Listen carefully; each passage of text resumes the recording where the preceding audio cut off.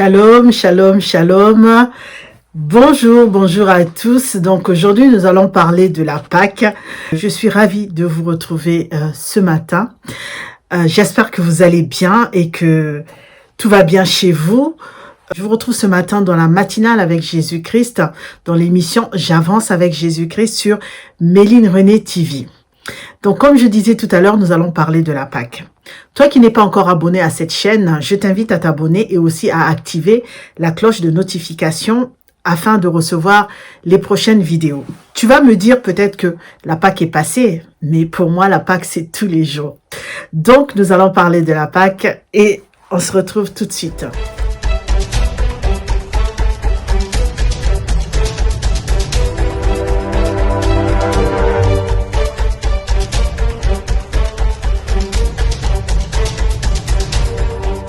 Alors, comme je disais tout à l'heure, on va parler de la Pâque.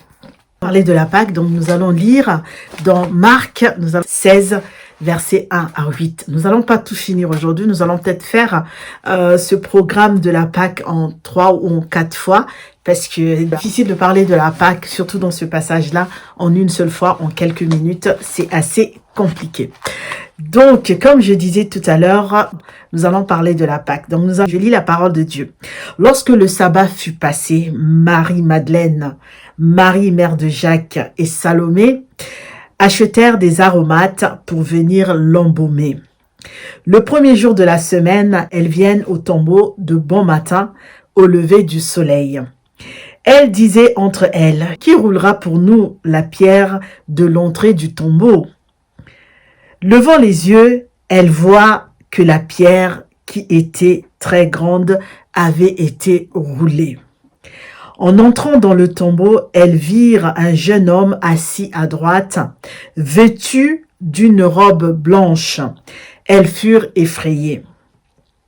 Il leur dit, « Ne vous effrayez pas, vous cherchez Jésus de Nazareth, le crucifié, il est réveillé. Il n'est pas ici. Voici le lieu où on l'avait mis. Mais allez dire à ses disciples et à Pierre qu'il vous précède en Galilée. C'est là que vous le verrez, comme il vous l'a dit. » Elles sortirent du tombeau et s'enfuirent tremblantes et stupéfaites. Et elles ne dirent à personne, car elles avaient peur. Amen, amen, amen. Donc aujourd'hui, dans ce passage, nous allons parler de quoi? De la victoire. La victoire sur la mort. La victoire sur la mort. Simplement pour dire quoi? Rien, mais vraiment rien ne peut arrêter la victoire du bien sur le mal. Rien, mais vraiment rien ne peut arrêter la victoire du bien sur le mal. La vie est plus forte que la mort. L'amour est plus fort que la haine. Parce que Jésus a vaincu la mort. Jésus est mort il y a 3 jours. Ceux qui ont voulu sa mort ont dû se réjouir. Ils ont dû crier victoire. Parce qu'ils s'attendaient à ce que le scénario s'arrête là. Ils ont dû sabler du champagne. Ils ont dû danser de joie parce qu'ils étaient arrivés à leur fin. C'est ce qu'ils croyaient. Ils croyaient qu'ils étaient arrivés à leur fin. Mais ils avaient oublié une chose, c'est que Dieu n'avait pas dit son dernier mot. Pourtant, Jésus avait annoncé à plusieurs reprises à ses disciples qu'il allait revenir, que le Fils de l'homme allait périr, mais que le Fils de l'homme allait ressusciter. Jésus l'avait annoncé dans Marc 8, verset 31. Il avait annoncé également dans Marc 9, verset 31, toujours. Il avait aussi annoncé dans Marc 10, verset 33 jusqu'au verset 34. On va lire un seul verset. Il est dit dans Marc 8, verset 31. Alors il commença à leur apprendre qu'il fallait que le Fils de l'homme souffrit beaucoup, qu'il fut rejeté par les anciens, par les principaux sacrificateurs et par les scribes, qu'il fut mis à mort et qu'il ressuscita 3 jours après. Donc, on peut comprendre que Jésus avait déjà annoncé sa résurrection. Mais je me pose la question, est-ce qu'on le prenait au sérieux lorsqu'il le disait? Ou est-ce que certains y avaient cru en se disant que cet homme-là, vu tout ce qu'il avait fait comme miracle, on peut s'attendre à quelque chose de ce genre? Nous savons que lorsque Jésus-Christ a été arrêté, beaucoup se sont enfouis, surtout les hommes. Il y en a qui pleuraient, les femmes pleuraient, les femmes l'ont accompagné jusqu'au bout. Certains se sont réfugiés ou dans des maisons, se sont cachés, d'autres l'ont renié. Mais tous, ils avaient oublié que Dieu est omnipotent, omniscient, omniprésent. Et que Dieu n'avait pas dit son dernier mot. Donc, lorsque ceux qui voulaient détruire Jésus, ceux qui voulaient la mort du Fils de Dieu, quand ils sont arrivés à leur fin, ils se sont réunis. Le corps de Jésus a été pris par un homme qui a offert son tombeau où il a été placé. Lorsqu'on lit Marc 15, le dernier verset, on nous dit déjà que les femmes étaient là, que ces femmes-là étaient là. Et lorsqu'on commence Marc 16, on parle tout de suite de ces femmes-là. Ces femmes que j'appelle, moi, les femmes déterminées. Ces femmes que j'appelle les femmes fortes. Ces femmes que j'appelle les femmes debout. Ces femmes que j'appelle les femmes d'autorité. Ces femmes que j'appelle les femmes rebelles aussi en Jésus-Christ. Ces femmes connectées en Jésus. Parce que ces femmes auraient pu rester, se cacher aussi, mais elles ont voulu aller jusqu'au bout. Donc, elles ont voulu honorer l'homme de Galilée. Elles ont acheté des aromates pour aller l'embaumer. Mais ces femmes-là, qu'est-ce qui se passe? Lorsqu'elles arrivent, elles se posent des questions entre elles. Mais comment allons-nous faire? C'est ce que la parole de Dieu nous dit. Elles arrivent avec des aromates. Elles ont acheté, elles-mêmes, elles ont acheté des aromates. Verset 3, il nous est dit, elle disait entre elles, qui roulera pour nous la pierre de l'entrée du tombeau? Donc ces femmes, elles savaient qu'elles n'allaient pas y arriver parce que c'était une grosse pierre. Et elles murmurent entre elles. Elles s'entretiennent entre elles. Elles se posent des questions. Mais qui va nous aider? Qui va nous aider? Qui va faire rouler cette pierre pour nous? Mais je suis sûre que ces femmes avaient l'espoir. Parce qu'elles avaient cheminé avec Jésus-Christ. Elles avaient fonctionné avec Jésus. Elles avaient marché avec Jésus. Donc elles se disaient que forcément il y a quelque chose qui nous attend. Quelqu'un va le faire. Allons. Parce que sinon elles auraient rebroussé leur chemin. Mais elles sont parties dans l'espoir que quelqu'un peut-être se trouverait dans les lieux pour pouvoir les aider. Elles murmuraient entre elles. Qui va rouler pour nous la pierre? Mais avec l'espoir qu'il y ait quelqu'un pour le faire. Ces femmes arrivent. Elles arrivent donc au tombeau. Elles lèvent les yeux de l'intelligence. Elles lèvent le regard. Je lève les yeux vers le montagne, d'où me viendra le secours. Ces femmes sont des femmes connectées. Moi, je les appelle les femmes connectées. Je les appelle les femmes déterminées. Parce que quand on n'est pas déterminé, on reste chez soi. Malgré peut-être le fait qu'on se sente impuissante. Parce qu'elles savaient qu'elles n'allaient pas arriver, même à 4 ou à 3, ou elles n'allaient pas arriver à rouler la pierre. Mais elles étaient déterminées à y aller. Donc, elles arrivent devant le tombeau. Elles lèvent les yeux. La parole nous dit au verset 4. Levant les yeux, elles voient que la pierre qui était très grande. Donc, je reprends. Levant les yeux, elle voit que la pierre qui était très grande a été roulée. Donc, elle lève les yeux. Toi aussi, lève les yeux vers les montagnes. Lève les yeux vers Jésus. Ne reste pas courbé. Ne reste pas les yeux par terre. Lève les yeux. D'où te viendra le secours? Le secours te viendra de l'Éternel.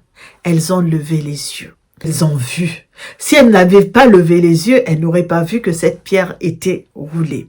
Elles lèvent les yeux et elles constatent que la pierre qui était très grande, on nous précise aussi que cette pierre était très grande. Au verset 5, il nous est dit, en rentrant dans le tombeau, elles virent un homme assis à droite, vêtu d'une robe blanche. Elles furent effrayées. Donc, la pierre est roulée. Elles ont la possibilité d'entrer. Elles rentrent. Comme je disais donc la dernière fois, elles rentrent. Quand je lis ce passage, c'est ce que j'ai dit la dernière fois, lorsque je lis ce passage, j'ai l'impression d'être dans un théâtre, d'être dans un film, on va dire. Allez, aujourd'hui, on regarde les films avec les lunettes 3D ou 4D, je ne sais plus s'il y a eu des 4D, de ce que j'ai compris. Et on est vraiment connecté. On rentre dans la scène avec ces femmes-là. On a l'impression qu'il y a un décor qui est posé. comme dans un théâtre où le décor est posé, où tu rentres en scène, c'est-à-dire tu vis la scène avec ceux qui sont en train de jouer. Et là, c'est pareil. C'est-à-dire, ces femmes, quand elles arrivent, toi aussi, tu arrives avec elles. Moi aussi, j'arrive avec ces femmes-là. J'ai l'impression que je suis en train de vivre cette scène avec elles. Donc, elles arrivent, elles se posent des questions. Les mêmes questions que je me pose. Qui roulera cette pierre pour moi? Mais j'ai l'espoir que quelqu'un roulera cette pierre pour moi. Parce que je sais que Jésus est grand.